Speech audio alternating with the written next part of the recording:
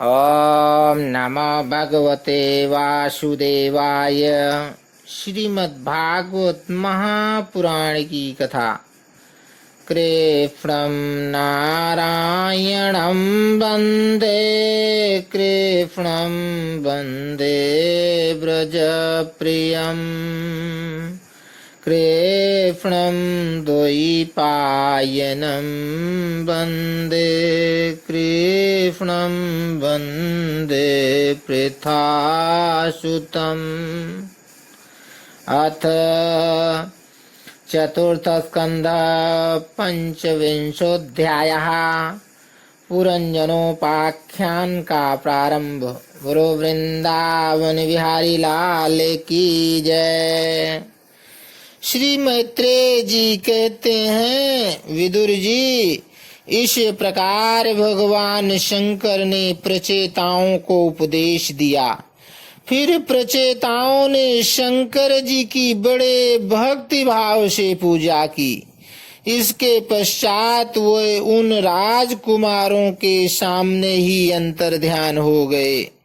सब के सब प्रचेता जल में खड़े रहकर भगवान रुद्र के बताए स्तोत्र का जप करते हुए 10,000 वर्ष तक तपस्या करते रहे। इन दिनों राजा प्राचीन वर्ही का चित्त कर्म कांड में बहुत रम गया था। उन्हें अध्यात्म विद्या विशारद परम कृपालु नारद जी ने उपदेश दिया। उन्होंने कहा कि राजन, इन कर्मों के द्वारा तुम अपना कौन सा कल्याण करना चाहते हो? दुख के अत्यांतिक नाश और परमानंद की प्राप्ति का नाम कल्याण है। वह तो कर्मों से नहीं मिलता।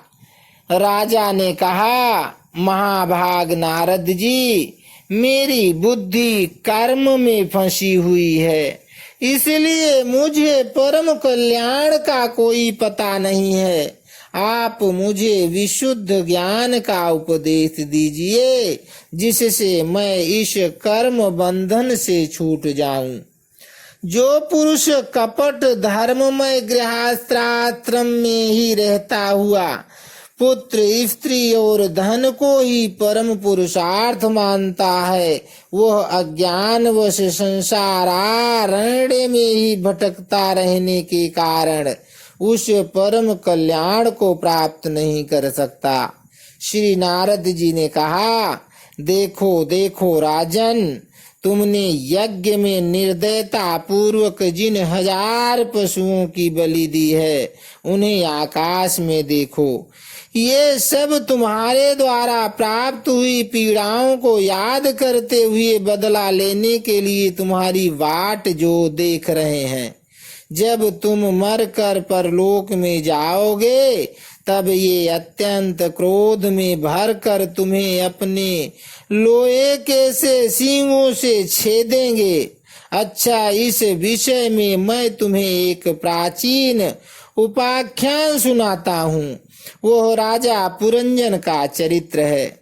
उसे तुम मुझसे सावधान होकर सुनो।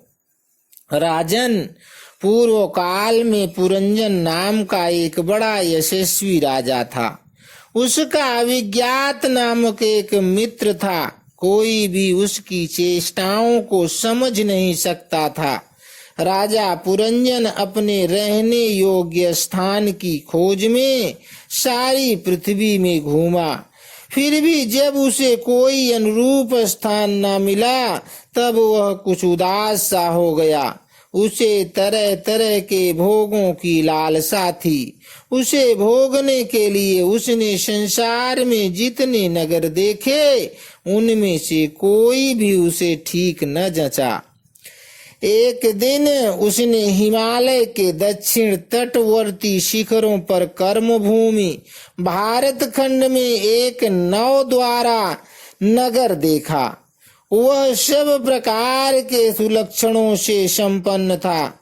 सब ओर से पर ऊंटों, बगीचों, अटारियों, खाइयों, झरोखों और राजद्वारों से सुशोभित था।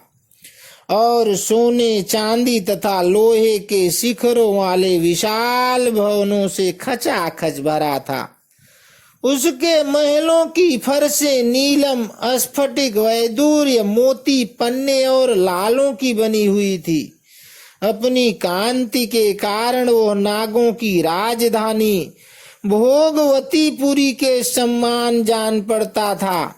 उसमें जहां तहां अनेकों सभा भवन, चौराहे, सड़कें, क्रीड़ा भवन, बाजार, विश्राम स्थान, ध्वजा पताकाएं और मूंगे के चबूतरे सुशोभित थे। उस नगर के बाहर दिव्य वृक्ष और लताओं से पूर्ण एक सुंदर बाग था। उसके बीच में एक सरोवर सुशोभित था। उसके आसपास अनेकों पक्षी भांति भांति की बोली बोल रहे थे तथा भंवरे गुंजार कर रहे थे। सरोवर के तट पर जो वृक्ष थे उनकी डालियां और पत्ते शीतल झरनों के जल कणों से मिली हुई बासंती वायु के झरोकों से हिल रहे थे और इस प्रकार वह तटवर्ती भूमि का शोभा बढ़ा रहे थे। वहां के वन्य पशु भी मुनिजनोचित अहिंसादि व्रतों का पालन करने वाले थे, इसलिए उनसे किसी को कोई कष्ट नहीं पहुंचता था। वहां बार बार जो कोकिल की कुहू ध्वनि होती थी उससे मार्ग में चलने वाले बटोहियों को ऐसा भ्रम होता था मानो वह बगीचा विश्राम करने के लिए बुला रहा है। राजा पुरंजन ने उस अद्भुत वन में घूमते घूमते एक सुंदरी को आते देखा जो अकस्मात उधर चली आई थी। उसके साथ 10 सेवक थे जिनमें से प्रत्येक 100 नायिकाओं का पति था। एक 5 फन वाला सांप उसका द्वारपाल था, वहीं उसकी सब ओर से रक्षा करता था। वह सुंदरी भोली भाली किशोरी थी और विवाह के लिए श्रेष्ठ पुरुष की खोज में थी। उसकी नासिका, दंत पंक्ति, कपोल और मुख बहुत सुंदर थे। उसके समान कानों में कुंडल झिलमिला रहे थे। उसका रंग सांवला था। कटी प्रदेश सुंदर था। वह पीले रंग की साड़ी और सोने की करधनी पहने हुए थी तथा चलते समय चरणों से नूपुरों की झनकार करती जान पड़ती थी। आखिर क्या वह साक्षात कोई देवी सी जान पड़ती थी। वह गजगामिनी बाला किशोरावस्था की सूचना देने वाले अपने गोल गोल समान और परस्पर सटे हुए स्तनों को लज्जा बस बार बार अंचल से ढकती जाती थी। उसकी प्रेम से मटकती भौं और प्रेम पूर्ण तिरछी चितवन के बाण से घायल होकर वीर पुरंजन ने लज्जा युक्त मुस्कान से और भी सुंदर लगने वाली उस देवी से मधुर वाणी में कहा, कमल दल लोचने, मुझे बताओ तुम कौन हो, किसकी कन्या हो। साध्वी, इस समय आ कहां से रही हो। भीरू, इस पुरी के समीप तुम क्या करना चाहती हो।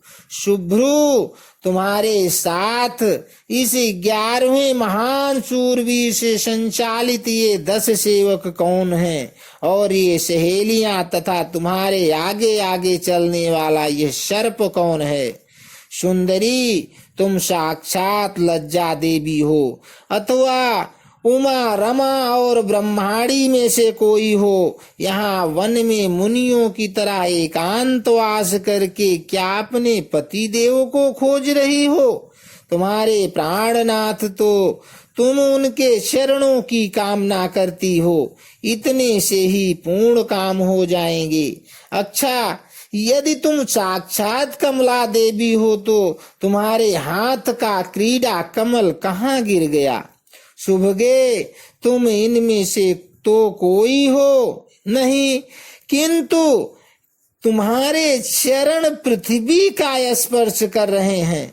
अच्छा, यदि तुम कोई मानवी ही हो तो लक्ष्मी जी जिस प्रकार भगवान विष्णु के साथ वैकुंठ की शोभा बढ़ाती हैं, उसी प्रकार तुम मेरे साथ इस श्रेष्ठ पुरी को अलंकृत करो। देखो, मैं बड़ा ही वीर और पराक्रमी हूँ, परंतु आज तुम्हारे कटाक्षों ने मेरे मन को बेकाबू कर दिया है।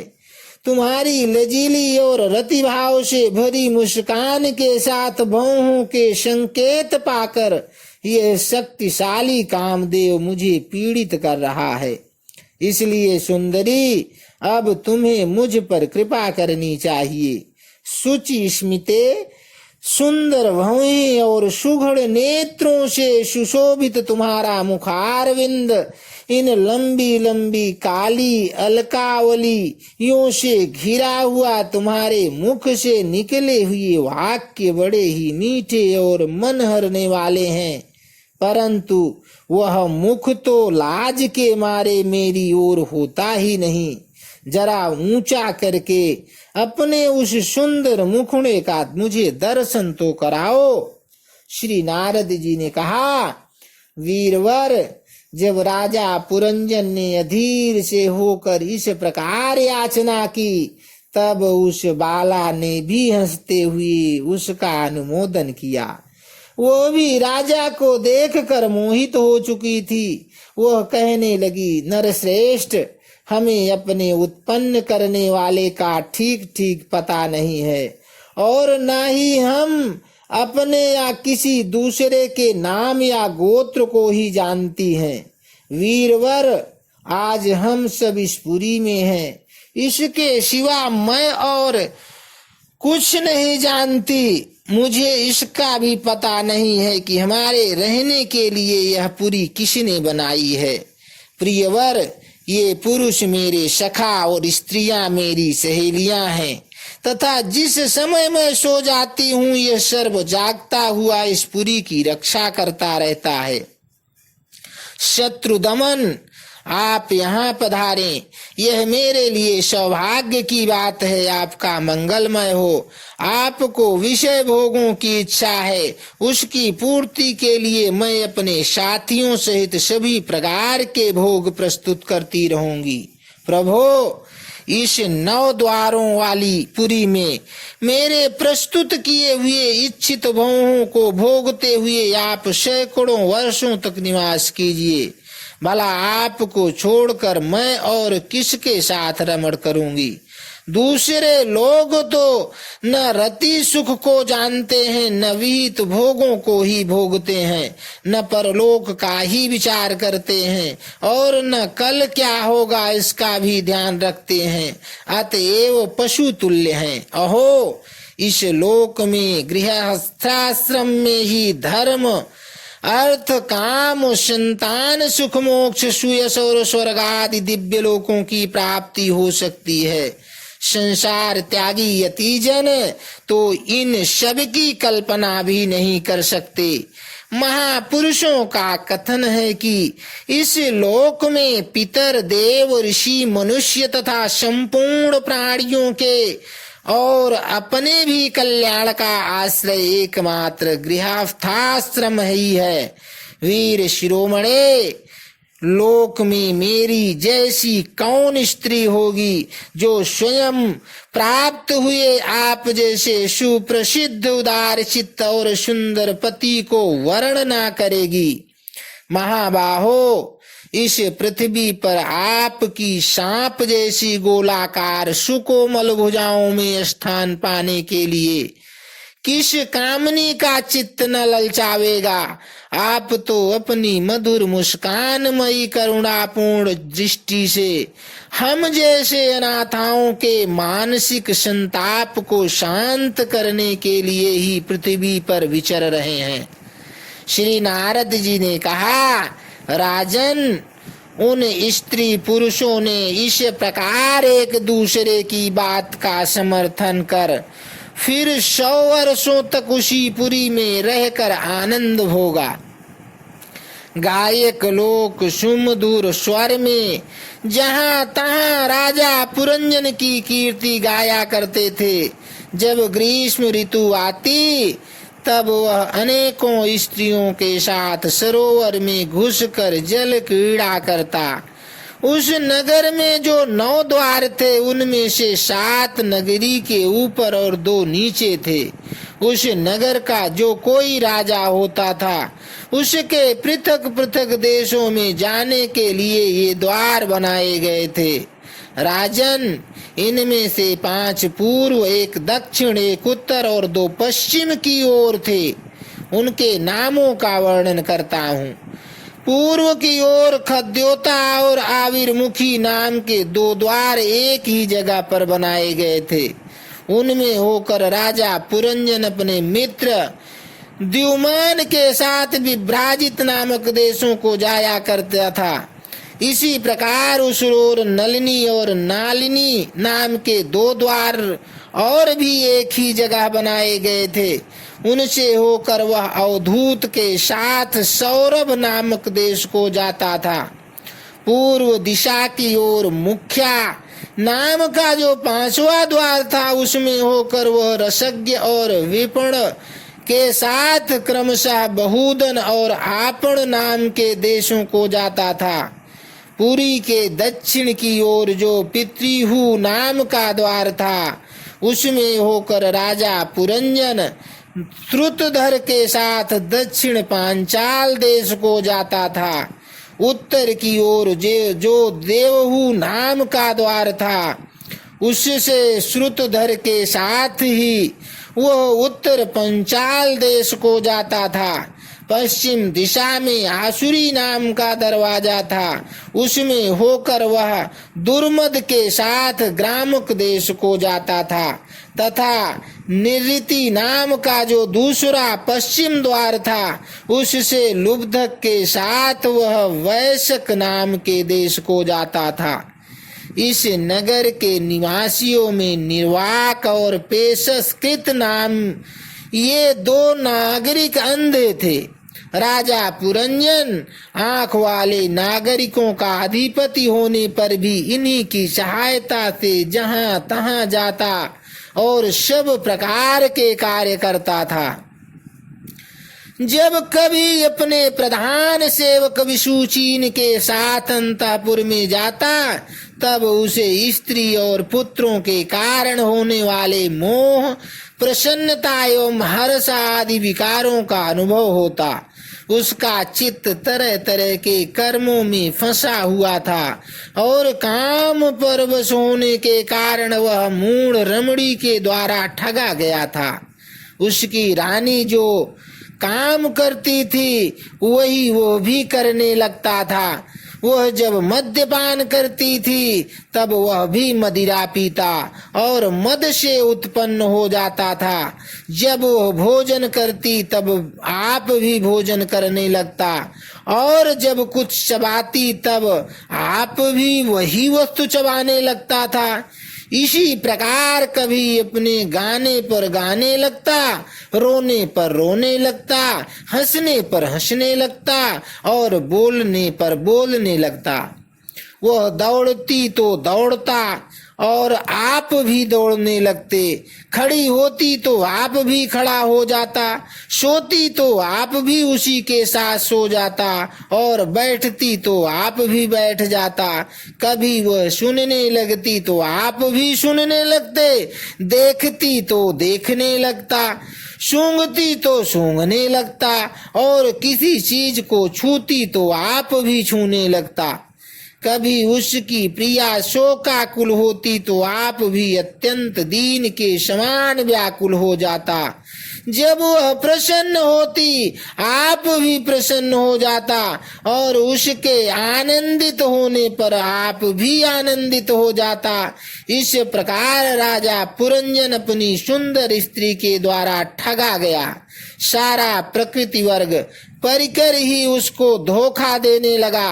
वह मूर्ख विवश होकर इच्छा न होने पर भी खेल के लिए घर पर पाले हुए बंदर के समान अनुकरण करता रहता। इति श्रीमद्भागवते महापुराणे पारमहंस्यां संहितायां चतुर्थस्कन्धे पुरंजनोपाख्याने पंचविंशोऽध्यायः संपूर्ण। बोलो वृंदावन बिहारी